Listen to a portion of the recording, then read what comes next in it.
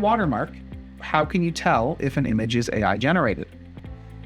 Well, I grew up in the 90s with some amazing, I think it was provincially, federally funded advertisements about the North American house hippo. Right.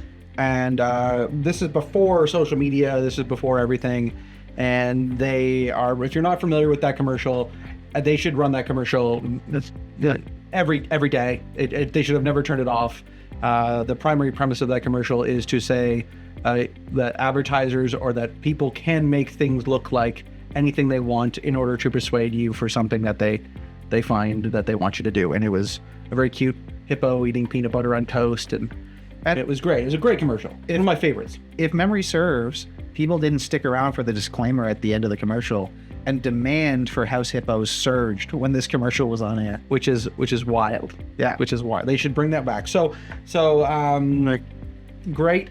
I don't have a way of me personally telling. I go to trusted sources. So like, I do not trust stuff that I'm seeing on like, again, believe what the saying is, believe like 50% of what you see or what you hear, and like 10% of what you see, and like believe nothing. Like you gotta fact check stuff, you gotta verify stuff.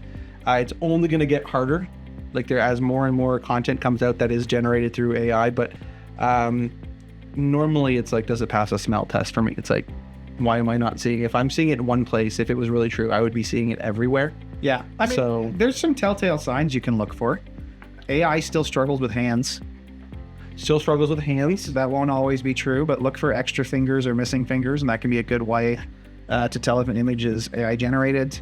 Have you seen the AI video of Will Smith eating spaghetti? Yeah, it's a pretty old one at this point, but yeah. it's pretty obvious. There's some things there that don't add up, some facial features that don't make any sense. They're still, but you'll see a lot of facial features that are off still in AI generated still images.